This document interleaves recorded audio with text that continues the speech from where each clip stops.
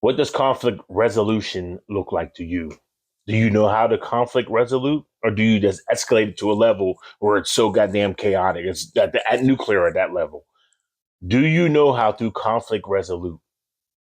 Even prior to me going to the military, where you learn discipline, punishment, boundaries, and standards, along with law enforcement, where you learn discipline, punishment, boundaries, and standards, conflict resolution, they have a whole class about this, but I think is interesting. You don't need a class on conflict resolution.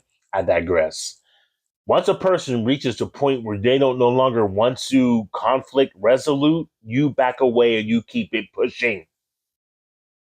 People think you can. I'm gonna keep like they during sales. Well, what about this? And they keep giving you these alternatives. And what about this? Well, if I do this, and you're gonna do that, and then what about if I take out 20%? And then conflict resolution in your personal life.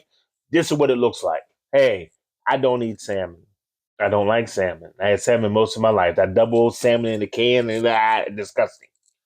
So if I come to your house and you make salmon, I'm like, dude, why did you invited me to your home and you made salmon? And it's just me and you. It's just me and you, right? So there's no party where they just happen to make salmon. Like, why did you make salmon? Did you know I don't like that? Yeah. Why would you make that? Well, I made you something else. Nah, nah, nah. I said, that's going to be a problem, right? Because you knew I didn't like salmon. Did you know that? Yes. Sir. Yeah, I knew that, but I'm still going to make it. That shows that a person doesn't care about you, which means I'm going to conflict resolute by removing myself from that situation. Bro, that's not that serious. The salmon's not that serious. You should, maybe he wanted to eat that. See all that right there? Then you get that country. All that right there don't even need to be said.